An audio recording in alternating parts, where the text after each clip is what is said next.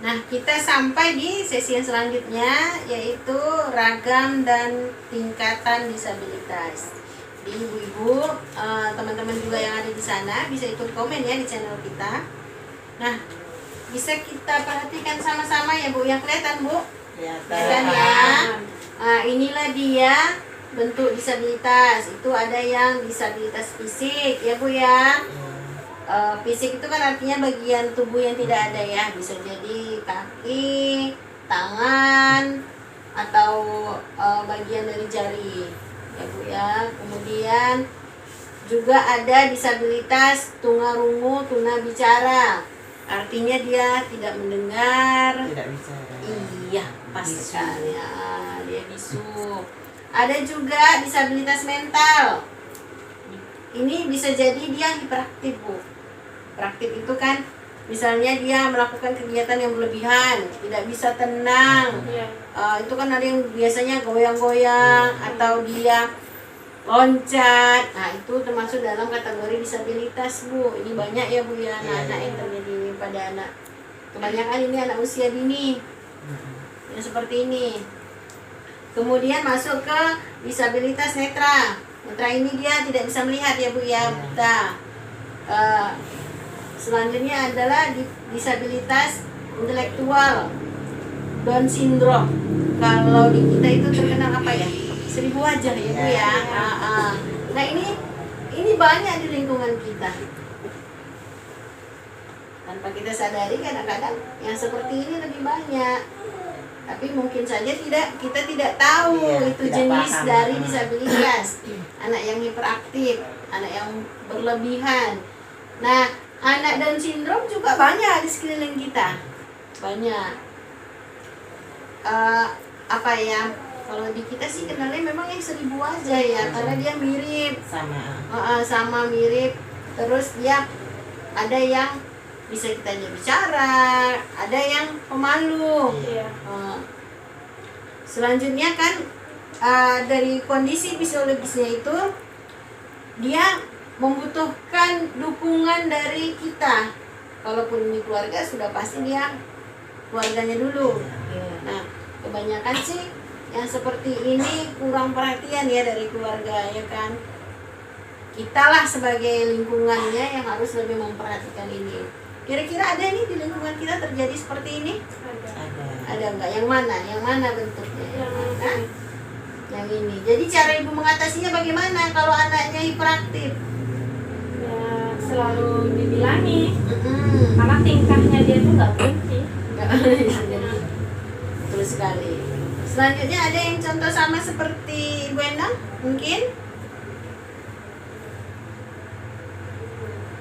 Atau yang di sini nih ada nih ya, di sekitar kita ini ada ya? Ada. Yang disabilitas fisik ini yang perlu bantuan. Bagaimana kita menyikapinya kira-kira? Keluarga kita ada nggak yang seperti ini? Enggak. Nggak ada. Kalau di luar ada kan? Bisa agak kuat Bu, biar dengar suaranya. Yang di luar kampung kita ini ada. Jadi gimana nih Bu? Apakah kita kasihani atau gimana Bu? Tapi kayaknya dia semangat aja kok Bu. Alhamdulillah. Namanya bukan kakinya, tangannya. Sering naik sepeda aku tengok. Semangat tapi hidupnya aku tengok.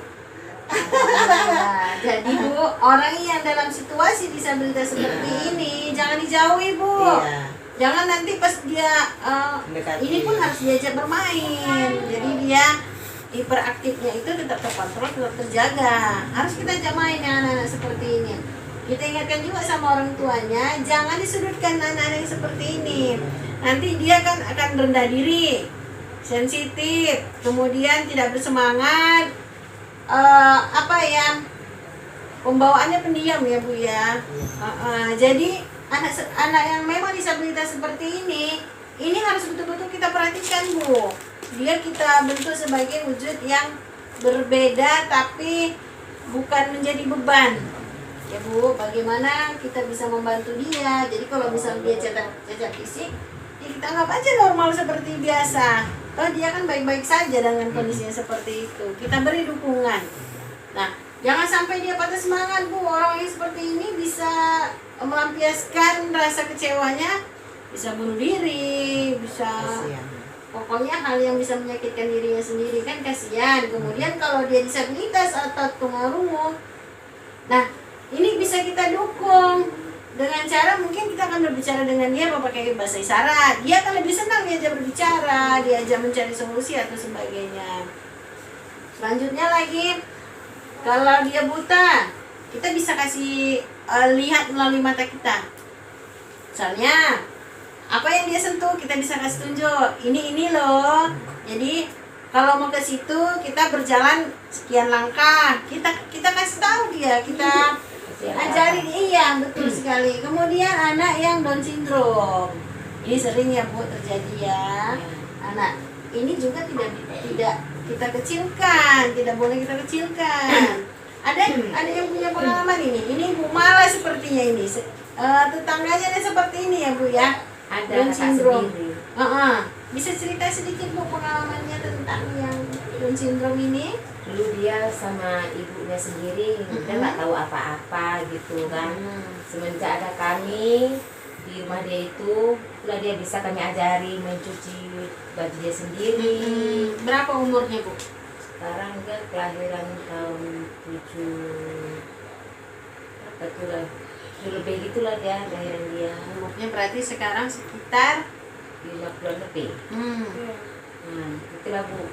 Sekarang jadi dia dulu kan dia nggak tahu apa-apa, sekarang dia kan perempuan. Iya. Jadi kalau dia halangan gitu, kita bilang kami ajari cuci sendiri. Kalau itu sama ibunya aja yang nyuci gitu. Jadi semenjak ada kami ajari dia mencuci piring, nyapu rumah, segala macam-macam lah gitu. Dia udah tahu. Iya. Jadi Bu, anak yang disabilitas seperti ini tidak boleh kita kucilkan. Nah, sebisa mungkin dia kita ajak beradaptasi dengan kegiatan kita. Jadi kalau dia memang kita bisa ajak untuk bergaul, ya kita ajak bergaul seperti biasa. Jangan jadi tontonan Bu. Banyak kan Bu ya di luar sana itu Bu. Maaf ya Bu ya. Nanti kalau misalnya agak kekurangan dari bagian tubuhnya, nanti bisik-bisik. Jangan Bu, itu mengucilkan dia. Jadi menghilangkan semangat dia. Terus nanti misalnya ada orang buta sengaja dipermainkan Bu, apa namanya, dibully ya kan Bu. Jangan ya Bu ya. Kalau ada terlihat seperti itu, kitalah yang membantu dia ya Bu ya. Karena kita nggak tahu Bu semangat orang seperti ini Bu. Kalau memang kita bawa semangatnya lebih tinggi daripada kita. Kreativitas dia itu lebih tinggi daripada kita. Tuhan memberikan kita dengan situasi yang bagus, belum tentu otak kita sempurna. Ya kan Bu. Tapi kalau mereka ini rata-rata memang orang yang luar biasa dan pintar ya. Nah, disabilitas itu ada jenisnya Bu, ada yang ringan, ada yang berat. Inilah dia tadi dalam golongan yang ringan atau disabilitasnya itu ganda, jadi dia sudah tuli, biasanya itu dari lahir bawaannya ya Bu ya. Nah, ada yang tuli, ada yang dia bisu, tapi ada juga yang keduanya, itulah dia yang ganda. Nah, kemudian di disabilitas itu yang berat. Nah, di dalam disabilitas yang berat ini Bu, orang yang kehidupannya selalu dibantu orang lain. Jadi maaf cakapnya dia tidurnya sudah di situ, BAB-nya di situ, semua di situ, dan tergantungan kepada orang lain. Semua hidupnya harus dibantu orang lain. Kira-kira ada nggak yang di lingkungan kita yang seperti ini? Lingkungan ibu atau keluarga sendiri yang seperti ini? Biasanya ini yang sudah uzur ya Bu ya. Punya pengalaman nggak mengurus orang yang seperti ini? Punya. Bapak. Oh Bu Endang, iya. Gimana Bu pengalamannya Bu Endang? Ya diurusi lah, namanya sama orang tuanya, jadi gimana? Cara ngurusinnya itu memang gantian, satu persatu. Ya namanya udah semua di situ dia. Kalau nggak mama, kakak, adik. Karena semua pun minta tolong, mau minum aja pun minta ambilkan. Mandi ya minta lakukan. Jadi harus lebih sabar ya Bu Endang ya. Jadi bisa bagi semangatnya Bu, motivasinya kepada kawan-kawannya mungkin Bu. Ya ya ingat aja dulu dia ngurusin kita, ya gantian aja kita ngurusin dia, udah Iya. jadi nggak marah. Penuh semangat. Jadi cerita di sekitar kita pada dasarnya ada ya seperti ini ya. Ya Bu ya, bisa dibacain ya. Penyandang disabilitas yang kedisabilitasannya sudah tidak dapat direhabilitasi, tidak dapat melakukan aktivitas tidak dapat melakukan aktivitas kehidupan sehari-hari dan atau sepanjang hidupnya tergantung pada bantuan orang lain dan tidak mampu menghidupi dirinya sendiri. Nah, yang seperti ini kadang-kadang banyak ditinggalkan orang, Bu. Iya. Atau maaf cakapnya jadi pengemis. Jangan ya Bu ya, ini harus tetap kita berikan semangat, harus tetap kita dukung. Jadi biar mentalnya itu kuat. Pada dasarnya dia kan nggak mau yang seperti ini Bu ya. Iya. Entah pun kita nanti suatu Iya. jadi nggak tahu. Nah, kira-kira ada lagi nggak yang mau berbagi pengalaman tentang disabilitas berat ini atau disabilitas ringan? Yang mau berbagi cerita, teman-teman juga bisa ya berbagi cerita dengan kita ya di channel kita. Nah, selanjutnya Bu, kira-kira dari pembahasan kita tadi, perlakuan seperti apa sih yang harus kita lakukan terhadap mana dulu ini kita ya? Disabilitas ringan atau berat? Atau ada yang mau jawab yang ringan atau yang berat? Bu Mala bagaimana Bu? Kalau yang berat kita harus menjaganya dengan ikhlas, dengan sabar. Ya kalau tuh dia minta ini harus kita patuhi juga. Kita semangatkan hidupnya supaya kembang biaknya. Bisa agak kuat Bu Mala mungkin suaranya. Kita harus menjaganya dengan ikhlas. Ya kalau minta apa-apa ya harus diturutin karena supaya dia tahu hidupnya seperti ini. Jangan semua juga ya Bu. Iya. Nggak bagus Bu semua Bu ya. Ya, namanya semangatkan hidup dia loh. Kita kan harus semangatkan hidup dia juga. Iya, jadi ada mau nambahin Bu Endang? Bu Endang nih yang pernah punya pengalaman ini menangani disabilitas berat ini. Iya. Menurut Ibu bagaimana ini untuk kita dan rekan-rekan yang ada di sana juga untuk bisa mendengarkan? Ya harus memberi semangat, jangan lupa berdoa terus walaupun ya sholat pun tanya, tapi kalau kata orang zikir kan gantinya sholat juga bisa, biar dia semangat, dia tetap dirawat lah, macam mana dia rawat kita dulu. Iya. Jadi kalau pas lagi nggak sholat bisa dibantu sama zikir, sama doa ya Bu ya. Karena Jadi udah nggak bisa apa-apa. biarpun dia semangat lahir batin. Iya. Ya.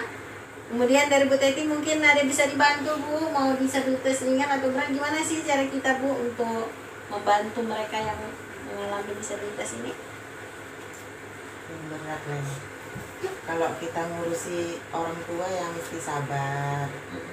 Kayak mana dia dulu ngurusi kita, kasih sayang dia, itulah kita gantian membalasnya, ngurusi dia sewaktu tua. Karena kan nggak ada gantinya orang tua. Iya, pas. Jadi intinya ya Bu ya, inti dari semua ini bagaimana kita menjaga agar penyandang disabilitas ini merasa aman, merasa nyaman berada di lingkungan kita, paling nggak keluarga kita, agar dia tidak rendah diri, tidak bersemangat, sensitif. Jadi bagaimana kita membangkitkan semangat dia untuk paling tidak untuk tetap hidup bermasyarakat, ya kan Bu. Nah terus juga bagaimana kita, yang paling penting bagaimana kita menyemangati dia agar kreativitasnya tetap terus terjaga. Nah tadi kan untuk yang berat nih, sekarang untuk yang disabilitas ringan ini gimana nih cara kita membantu menyemangati dia? Bagaimana Bu? Bu Teti ada tanggapannya? Ada juga Bu. Kalau misalnya ada bapak-bapak itulah yang nggak punya kaki. Iya, misalnya dia tidak punya kaki. Dia ada kepintarannya di bidang apa, kita harus ngasih Semangatin. jalan, ngasih semangat dia biar semangat hidupnya itu ada. Pas. Gitu. Jadi kita dorong dia bisanya di bidang apa, Iya. kita semangati dia di bidang itu. Biar ada kegiatan dia. Iya pas ya Bu ya. Jadi kita ajak dia bersosialisasi dengan apa yang bisa. Nah, kemudian dengan anak yang misalnya juga hiperaktif, aktif, kita ajak dia berkomunikasi, kita lihat dia bisanya Di bidang bermainnya, apa? iya, kita bimbing dia untuk mencari bakatnya sendiri, ya kan Bu. Kemudian juga jangan lupa Bu, kita ajak beraktivitas sehari-hari, berolahraga. Walaupun dia berat, bisa kita ajak juga dia beraktivitas, misalnya menggerakkan mata, atau juga belajar Tangan, untuk jari, tangan, jari. Kita ajak dia berolahraga. Ini Down syndrome juga bisa kita ajak berolahraga, malah kadang-kadang dia lebih aktif Bu. Ya, Goyang-goyang. dia kepada kita. Iya, jangan dimarahi Bu. Iya. Ya, biarkan saja dia beraktivitas. Dengan itu dia Bahagia bahagia. sendiri. Dengan itu dia bahagia, bersemangat. Jadi kadang-kadang dia menggerak-gerakkan ini, kalau ada kebanyakan sih kalau ada musik ya Bu Ya, ya. joget dia, Iya, goyang. itu bisa kita bantu Bu dengan musik. Kemudian kayak tunanetra ini Bu, biasanya sih kalau tunanetra ini apa ya? Iya, pijat. Alternatif. Urut. Iya. Jadi dia bisa menghasilkan uang Uang. dengan kreativitas dia sendiri. Nah dia kalau ini tadi bisa kita arahkan ke memijat. Kemudian juga ini juga nggak jauh beda sih Bu dengan Bisa, ini. Ngamen Iya. bisa nyanyi. Nyanyi, jangan ngamen di jalan Bu, kasihan Bu ya, paling tidak sekarang lagi musim YouTubers Bu. Iya. Ya ada juga loh Bu yang disabilitas tunarungu bicara dia pakai makeup sendiri Iya. atau bergerak sendiri gitu, ada juga. Nah jadi kesimpulannya Bu, yang penyandang disabilitas berat maupun disabilitas ringan jangan kita jauhi. Ya. Bagaimana kita bisa menjaga dia untuk tetap stabil dengan keadaannya, paling tidak semangat. Kita bantu untuk mencari tempat berobatnya, membantu dia untuk beraktivitas, beribadah, sehingga dia merasa semangat dan tidak menyusahkan orang lain. Ya Bu ya. Nah, Ya. mungkin sekian saja dari kita mengenai disabilitas berat dan disabilitas ringan. Terima kasih.